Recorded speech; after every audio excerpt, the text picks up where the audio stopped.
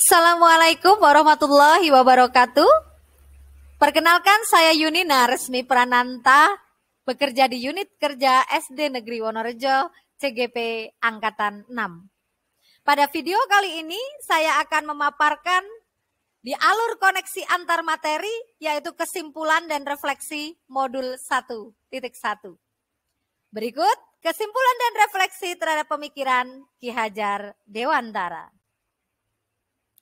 Saya sekarang menempuh program CGP Angkatan 6 dari Wonosobo, Jawa Tengah. Sebagaimana kita sudah tahu dan pelajari bersama, dalam koneksi antar materi ini, kami meninjau kembali tugas individu, kerangka pembelajaran pada ruang kolaborasi, demonstrasi kontekstual, dan elaborasi pemahaman. Di sini ada 5 poin penting yang saya ambil dari pemikiran Ki Hajar Dewantara di modul 1.1. Yang pertama adalah pendidikan dan kebudayaan. Pendidikan adalah persemaian segala benih-benih kebudayaan yang hidup dalam masyarakat kebangsaan. Yang kedua, kebudayaan itu dinamis. Tidak ada kebudayaan yang sama. Pertukaran kebudayaan harusnya menguatkan identitas masing-masing kebudayaan. 3, guru itu menuntun. Guru menuntun segala kodrat yang ada pada anak untuk mencapai keselamatan dan kebahagiaan setinggi-tingginya. 4, cipta karsa karya dan budi pekerti harus dikembangkan secara seimbang. 5, pendidikan harus berpihak pada anak. Pendidikan harus memenuhi kebutuhan tumbuh kembang anak. Sehingga Ki Hajar Dewantara 1889-1959 terkenal dengan 3 semboyan yang melegenda, yaitu Ing ngarsa sung tulodo, ing madya mangun karsa, tut wuri handayani. Di depan seorang pemimpin harus menjadi teladan, ing ngarsa sung tulodo. Di tengah harus membangkitkan semangat teman-teman, rekan-rekan sejawat dan anak didiknya. Ing madya mangun karso, tutwuri handayani, yang merupakan semboyan yang di belakang juga memberikan support penuh untuk support system menghasilkan, mewujudkan generasi emas siswa yang berkarakter, yang berkembang sesuai kodratnya.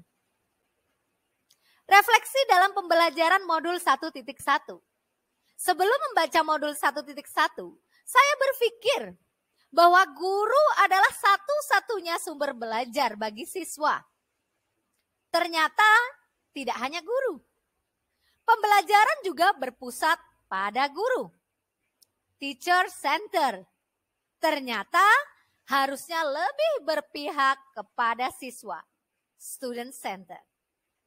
Ada yang berubah dari pemikiran saya, yaitu ketika saya sebagai pendidik itu harus menuntun, mendidik, tidak hanya memberi pengajaran saja. Tuntutan menuju arah yang bijaksana yang diperlukan untuk menjadikan siswa tumbuh sesuai kodratnya.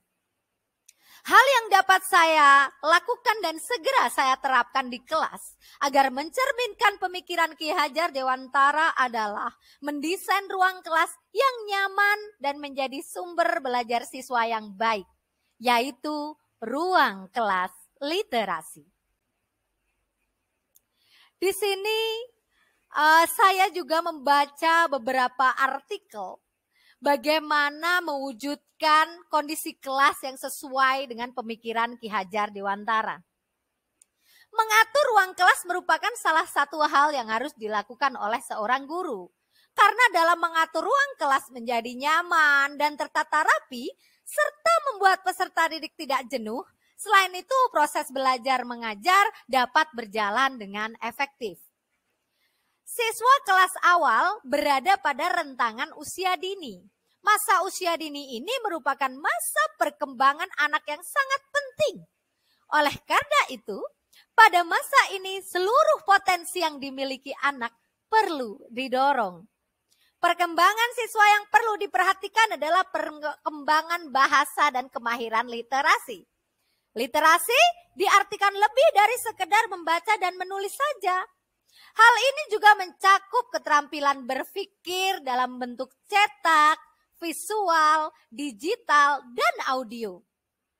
Namun, budaya literasi di kalangan anak-anak masih awal. Budaya literasi dapat ditumbuhkan melalui proses pembelajaran tentunya. Pembelajaran literasi harus dilakukan dalam kondisi yang menyenangkan sehingga pembelajaran tersebut mampu menumbuhkan kecintaan siswa untuk membaca. Jika diajarkan dalam kondisi paksaan, maka siswa akan merasa tertekan. Oleh sebab itu, guru harus memilih media dan sumber belajar yang mampu mendorong siswa untuk cinta membaca. Berikut desain rancangan suasana kelas literasi, yaitu mading kelas. Mading kelas merupakan salah satu wadah kreativitas siswa dalam berliterasi. Hasil karya siswa seperti puisi, pantun, cerita bergambar, atau yang lainnya mungkin bisa dipajang di mading kelas tersebut, maka papan pajangan ini penuh dengan literasi dan hasil karya siswa. Berikut map portofolio literasi. Map yang berisi kumpulan hasil kerja karya siswa yang didokumentasikan dengan baik dan teratur. Sudut baca atau pojok baca merupakan sebuah tempat yang menyediakan berbagai jenis buku untuk media literasi siswa. Papan pajangan karya siswa berisi hasil kerja karya siswa yang didokumentasikan dengan baik dan teratur. Papan peraturan kelas. Di sini terdapat peraturan yang dibuat oleh siswa dan dipatuhi oleh siswa kelas 4. Pajangan poster materi kelas 4. Plakat dipajang berisi materi kelas 4. Hasil karya limbah yang sesuai dengan kearifan lokal setempat menjunjung budaya sekitar dengan pemanfaatan limbah. Baik, ini adalah daftar pustaka pembuatan karya saya dalam koneksi antar materi, kesimpulan, dan refleksi modul 1.1. Terima kasih. Wassalamualaikum warahmatullahi wabarakatuh.